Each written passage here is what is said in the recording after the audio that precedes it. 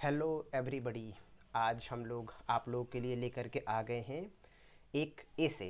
Right, तो आप लोग के माइंड में आ रहा होगा कि एसे की क्या नीड है। तो देखो, अभी जैसे कुछ दिन पहले मैंने एक एनएल सेट का वीडियो बनाया था। एनएल सेट का सिलेबस के रिगार्डिंग क्या क्या चीज़ें मांगी जाती है उसमें, सारी चीज़ें मैंने उसमें बताई हैं। राइट, तो आप लोग को पता होगा कि essay writing NL set exam में एक बहुत ही बड़ा रोल प्ले करता है। जो पार्ट बी है एग्ज़ाम का एनएल सेट का, उसमें ए से 15 मार्क्स का पूछा जाता है। राइट, तो आपको एक अच्छा ऐसे लिखना आना चाहिए। तो अब हम लोग आप लोगों के लिए कोशिश करेंगे कि हर वीक एक ऐसे लेकर के आएँ, जिससे आप लोगों की राइटिंग प्रैक्टिस अच्छी हो सके और आप लोग अच्छे तरीके से एनएल सेट का पेपर की प्रिपरेशन कर सको।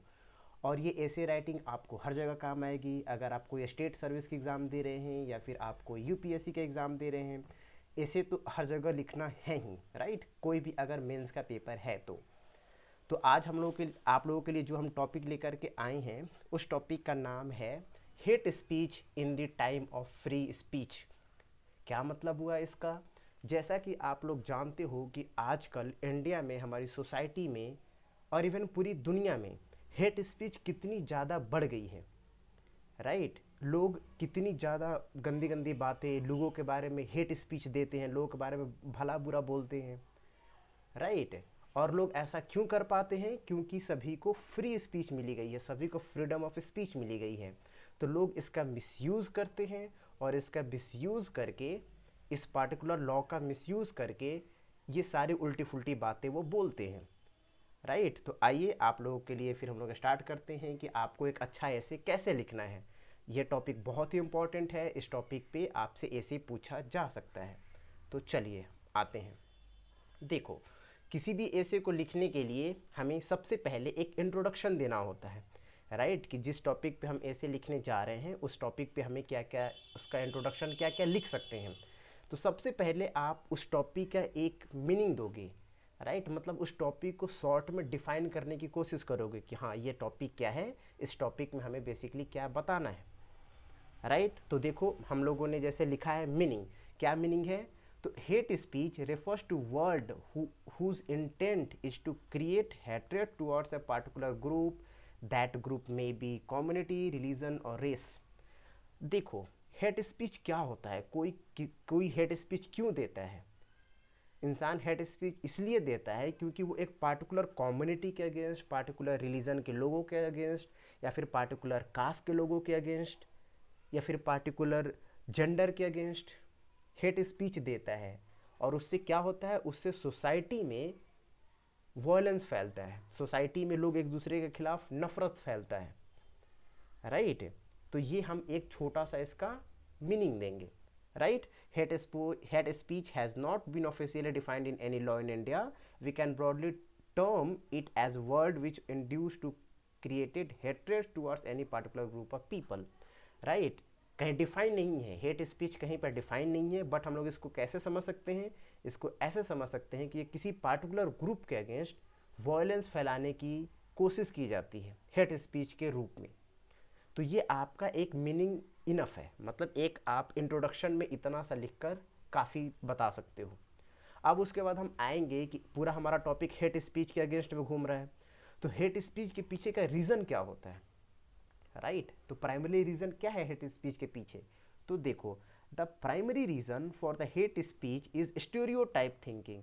जाहिर सी बात है, आप एक चीज़ देखते होगे कि हेट स्पीच बेसिकली वही लोग देते हैं जो रूढ़िवादी सोच के होते हैं। राइट, मतलब वो कि आज की ज़माने के हिसाब से, आज की सोसाइटी के हिसाब से चीज़ों को अडेप्ट नहीं कर पाते। राइट, उन्हीं लोगों को आपने देखा होगा कि वो हेट स्पीच देते हैं। वो एक पार्टिकुलर कम्युनिटी को हेट कर रहे होते हैं किसी भी रीजन से। उनका रिलीजन दूसरा है, उनका कास्ट दूसरा है। इवन इवन काफ़ी लोग हेट स्पीच वेमेन के अगेंस्ट देते हैं, क्योंकि उन्हें ये भी नहीं देखा जाता कि वेमेन क्यों इतनी ज़्यादा तरक्की कर रही हैं। राइट, तो हेट स्पीच के पीछे जो सबसे बड़ा रीज़न है वो है लोगों की स्टीरियोटाइप थिंकिंग। राइट, अब देखो हेट स्पीच का इफेक्ट क्या होता है? तो सिंपल सी बात है कि इससे वायलेंस बढ़ने का खतरा होता है। जाहिर सी बात है, आपने देखा होगा कि हाल फिलहाल में कितने सारे ऐसे केसेस हुए हैं जहाँ पे पॉलिटिशियन ने हेट स्पीच दिया है, और जिससे कि हमारी सोसाइटी में, हमारी कंट्री में काफ़ी ज़्यादा वायलेंस बढ़ गए हैं। राइट। चलिए आगे आते हैं।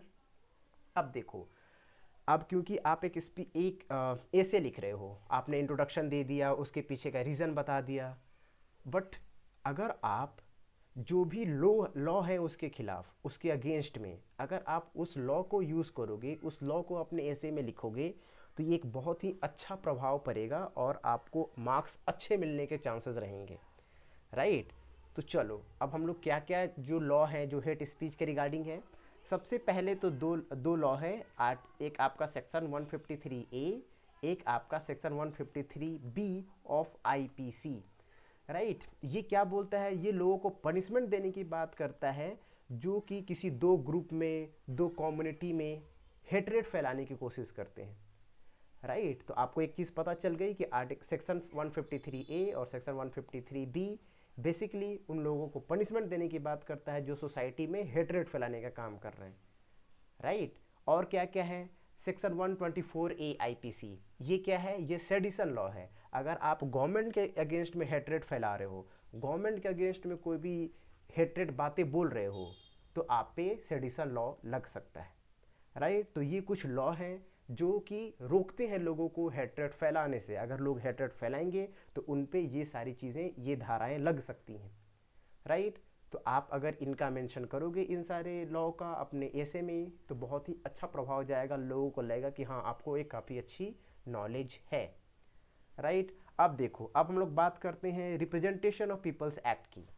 अब हम लोग लॉ में इसको बारे में क्यों बात कर रहे हैं, तो देखो आपने देखा हुआ होगा कि जनरली पॉलिटिशियंस होते हैं जो हेट स्पीच फैलाते हैं। तो पॉलिटिशियंस को हेट स्पीच फैलाने से रोकने के लिए रिप्रेजेंटेशन ऑफ पीपल एक्ट में कुछ कुछ सेक्शंस दिए गए हैं। अब जैसे एक सेक्शन है आपका कि सेक्शन 501, 505 क्लॉज 1, 505 क्लॉज 2, राइट। ये क्या बोलता है, makes the publication and circulation of content which में कॉज इल विल और hated different group the people, right. कि मतलब अगर आप लोगों के बीच में हेट्रेड फैलाओगे तो ये एक ऑफेंस माना जाएगा, राइट। जो सेक्शन 8 है रिप्रेजेंटेशन ऑफ पीपल एक्ट का, ये बहुत ही इंपॉर्टेंट है।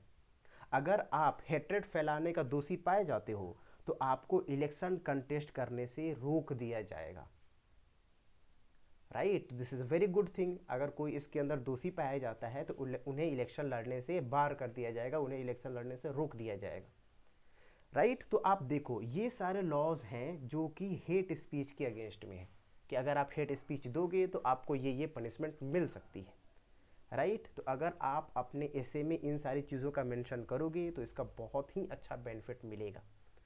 अब देखो हमारे कॉन्स्टिट्यूशन में क्या क्या चीज़ें हैं, तो देखो बेसिकली हेट स्पीच कैसे जन्म लेती है, हेट स्पीच जन्म लेती है फ्रीडम ऑफ स्पीच से।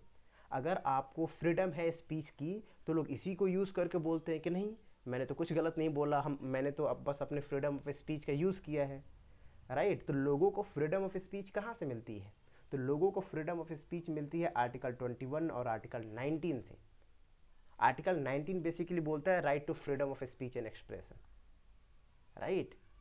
और आर्टिकल 21 आपका बोलता है right to live with liberty, right, right to life and liberty, आपको एक अच्छे तरीके से जीने का अधिकार। तो इन दोनों लॉ को जो हमें फ्रीडम देता है, इसको मिसयूज़ करके लोग हेट स्पीच देते हैं और इन दोनों लॉ के पीछे छिपने की कोशिश करते हैं कि नहीं मैंने तो कोई हेट स्पीच नहीं दिया है, मैंने तो अपना फ्रीडम ऑफ स्पीच यूज़ किया है, राइट। तो इन चीज़ों को मेंशन करके आप अपना आंसर और ज़्यादा बेटर बना सकते हैं, ठीक है। चलिए आगे बढ़ते हैं। तो देखिए इसके बाद, अब देखो हमने सेक्शन तो समझ लिया, राइट, हमने सेक्शन समझ लिया, बट अब हमारे लिए और ज़्यादा समझना ज़रूरी है, वो है केसेस, राइट। कि अगर आप अच्छा केस लिख करके आओगे तो आपको बहुत ज़्यादा चांसेस हैं कि आपको बहुत ही अच्छे मार्क्स मिलेंगे, राइट। तो कोशिश करना कि दो केस मेंशन कर दो अगर आपको हेट स्पीच के रिगार्डिंग आ रहा है टॉपिक। तो पहला एक केस है, वो है state of Maharashtra versus Sangharaj Damodar, right. अब इस केस में क्या हुआ था, इस केस में कोर्ट ने कहा था, बेसिकली कोर्ट ने कहा था कि जो भी effect of word used in the offending material must be जज from the standard of reasonable strong minded man and not those who are weak and has hostile point of view. तो देखो, अगर आप किसी भी इंसान को जज कर रहे हो, अगर आप किसी भी स्पीच को जज कर रहे हो कि वो स्पीच हेट स्पीच है या नहीं है, तो कैसे माना जाएगा कि वो हेट स्पीच है या नहीं है? तो ये देखा जाएगा कि जो एक स्ट्रांग माइंडेड पर्सन के हिसाब से क्या वो स्पीच हेट स्पीच है या नहीं है। मतलब अगर किसी ने ह्यूमर में कोई बात बोली, किसी ने अगर मजाक के लहजे में कोई छोटी मोटी बात बोली, और आप उसको हेट स्पीच के तौर पे तो नहीं ले सकते, राइट। तो हेट स्पीच कैसे देखा जाएगा? वो इस तरीके से देखा जाएगा, समझा जाएगा कि हाँ, कि अगर एक नॉर्मल इंसान है, एक स्ट्रांग माइंडेड पर्सन है, एक रीजनेबल पर्सन है, उसके हिसाब से सोचा जाएगा कि हाँ, ये हेट स्पीच बन रहा है या हेट स्पीच नहीं बन रहा है।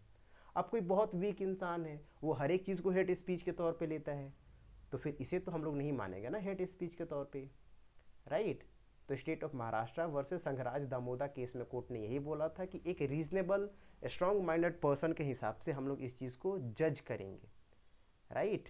चलिए अब आगे बढ़ते हैं। देखिए, एक दूसरा केस है हमारा Shreya single versus union of India का। क्या कहा गया था इस केस में, Shreya single versus union of India case में? ये बेसिकली आपको ऑनलाइन हेट स्पीच के रिगार्डिंग रोकने के लिए था, ठीक है। इसमें जो सेक्शन 66 ई है ऑफ आईटी एक्ट, उसे नल एंड वॉइड डिक्लेयर किया गया था, अनकॉन्स्टिट्यूशनल डिक्लेयर किया गया था, राइट। कि अगर आप कोई ऑनलाइन बातें बोलते हो तो उसे हेट स्पीच के अंदर ना लिया जाए जब तक कि वो बहुत ही ज़्यादा हेटेड ना हो। फाइन, तो ये बात कही गई थी आपकी Shreya single versus union of India case में, राइट। चलिए अब एक और केस है, बट दो केसेस आप लोगों के लिए इनफ है, राइट। चलिए, पोजीशन इन इंडिया, जो कि हम लोग ऑलरेडी अभी पढ़ चुके हैं कि इंडिया में पोजीशन क्या है। जैसे हम लोगों ने आर्टिकल 19 यूज़ किया, हम लोगों ने section 505(1), 505 clause 2 of representation of people act, ये सारे पढ़े, राइट। तो इंडिया में पोजीशन में आप ये सारी चीज़ें लिख सकते हैं। अगर आप दुनिया के एग्जाम्पल देना चाहते हैं, इंडिया से बाहर का एग्जाम्पल दे सकते हैं। जैसे आप फ्रांस का एग्जाम्पल दे सकते हैं। हाल फिलहाल में फ्रांस में हेट स्पीच के रिगार्डिंग बहुत सारी चीज़ें हुई हैं। एक टीचर को इसलिए गला काट दिया गया क्योंकि उसने कुछ बातें कही थी, राइट। तो हेट्रेड सोसाइटी में बहुत ज़्यादा बढ़ रही है, तो आप फ्रांस का भी एक एग्जाम्पल दे सकते हैं। अब देखिए, इतनी सारी चीज़ें लिखने के बाद आपका कंक्लूज़न बहुत अच्छा होना चाहिए। आप जितना अच्छा कंक्लूज़न लिखोगे उतने ज़्यादा अच्छे चांसेस हैं कि आपके मार्क्स मिले। टीचर आपका इंट्रोडक्शन पढ़ेगा, टीचर आप देखेगा कि आपने क्या क्या लॉ मेंशन किया हुआ है, आपने क्या क्या कोई केस मेंशन किया है, नहीं मेंशन किया है, और at the end of the day आपको कंक्लूज़न से जज किया जाएगा कि आपका कंक्लूज़न कितना अच्छा है, राइट। चलिए देखिए, कंक्लूजन में आप क्या क्या लिख सकते हो। तो कंक्लूजन में आप लिख सकते हो कि hate speech is an attempt to further marginalized classes and group of person who are in already in a minority due to their face language। मतलब कि क्या है, हेट स्पीच बेसिकली लोगों को और ज़्यादा दबाने के लिए यूज़ किया जाता है, जो कि नॉर्मली वो लोग और ज़्यादा दबे हुए हैं सोसाइटी में, राइट। उनके अगेंस्ट में और ज़्यादा बोल के उन्हें और ज़्यादा सोसाइटी में दबाया जा रहा है। The recent instances of high-profile politicians making speeches were a clear attempt to inciting violence which led to large-scale violence। बिल्कुल, आपने देखा होगा कि आजकल बहुत बड़े बड़े पॉलिटिशियन हेट स्पीच देते हैं, जिससे सोसाइटी में वायलेंस बढ़ने का खतरा बहुत ज़्यादा रहता है, right। These instances are yet to be dealt with by law enforcement agency। Many critics argue that the hate speech law in India are not adequate। However, the already existing laws are more than sufficient to deal with such instances। The part missing is not curbing the menace in lack of enforcement of this law due to the reasons like political interference। अभी देखो, हमने कितने सारे law की बात की कि इतने अच्छे अच्छे लॉ हैं जो हेट स्पीच को रोकने के लिए हैं, बट इन लॉ को अच्छे से इन्फोर्स नहीं किया जाता। अगर इन लॉज को अच्छे से इन्फोर्स किया जाता तो जाहिर सी बात है कि लोग हेट स्पीच इतनी नहीं देते, राइट। तो पॉलिटिकल इंटरफेरेंस इतनी ज़्यादा रहती है कि जिससे इन लॉ को अच्छे से यूज़ नहीं किया जा पा रहा, उसको अच्छे से इन्फोर्स नहीं किया जा पा रहा, जिस वजह से इतनी ज़्यादा हेटरेड स्पीच दिए जा रहे हैं। फाइन, अब देखो, आपने हेट स्पीच के बारे में लिखा, अब कंक्लूजन में आप फ्रीडम ऑफ स्पीच को भी आगे ऐड करोगे, राइट। कि while right to free of speech should not be tampered with if we are to call our self an independent country. मतलब कि अब हेट स्पीच के नाम पे ऐसा तो होगा भी नहीं कि आप पूरी तरीके से freedom of speech he ban कर दो, लोगों को बोलने पर ही रोक लगा दो, राइट। तो मतलब हमें किस तरीके से चीज़ें मैनेज करनी है, हमें ऐसे मैनेज करना है कि हेट स्पीच ना सोसाइटी में ज़्यादा एग्जिस्ट करें और फ्री स्पीच का लोग लुत्फ उठा पाएँ, लोग फ्री स्पीच को प्रिवेल कर पाएँ, राइट। मतलब हेट स्पीच दबाने के चक्कर में ये नहीं करना है कि लोगों को बोलने ही ना दिया जाए, right. There must be necessary legal sanctions built in place to avoid relatively easy occurrence of instances like those mentioned above। ठीक है कि जो भी चीज़ें हो रही हैं, जो भी हम लोगों ने हेट स्पीच की बात की, उनको रोकने के लिए एक सही कदम उठाना बहुत ज़्यादा ज़रूरी है, right. These sanctions must not be misused. अगर आप सैंक्शन लगा रहे हैं हेट स्पीच पे तो उसको मिसयूज़ नहीं किया जाना चाहिए। जैसे कि मैंने अभी बताया कि आप फ्रीडम ऑफ स्पीच को रोकने नहीं लगोगे हेट स्पीच रोकते रोकते, राइट। तो हमें एक बैलेंस बना करके चलना है, ठीक है। और अगर हम लोग बैलेंस बना के नहीं चलेंगे, लोगों को फ्रीडम ऑफ स्पीच नहीं देंगे, तो कोई भी कंट्री एक अच्छे तरीके से ग्रो नहीं कर सकती, ठीक है। मतलब किसी भी कंट्री को ग्रो करने के लिए फ्रीडम ऑफ स्पीच का होना बहुत ज़्यादा ज़रूरी है। ओवरऑल डेवलपमेंट के लिए freedom of speech is the most important thing, ठीक है। देखो तो ये हो गया हमारा फ्रीडम ऑफ स्पीच, राइट। तो अब हम लोगों ने इस टॉपिक को कंप्लीट कर लिया। अगर मैंने जो जो चीज़ें बताई आप उसको अच्छे से लिखोगे तो बहुत ज़्यादा चांसेस हैं कि आप एक काफ़ी अच्छा आंसर लिख पाओ। अब देखो, अब हम लोग बात कर लेते हैं अपने कोर्स के बारे में। तो आप लोगों को पता चल गया होगा कि ड्यू लॉ एंट्रेंस 2022 के आंसर की आ गई है, हमारे स्टूडेंट ने काफ़ी अच्छा स्कोर किया है।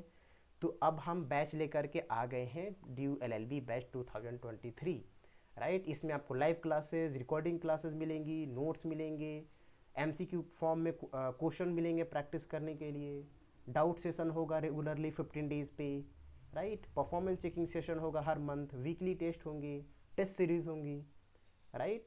तो आप लोग हमारे कोर्स में एनरोल कर सकते हैं और अपने चांसेस इंक्रीज कर सकते हैं एडमिशन के, ठीक है। तो ये था आज का हमारा टॉपिक। हम लोग बहुत जल्द मिलेंगे अपने अगले टॉपिक के साथ। तब तक के लिए have a nice day, bye.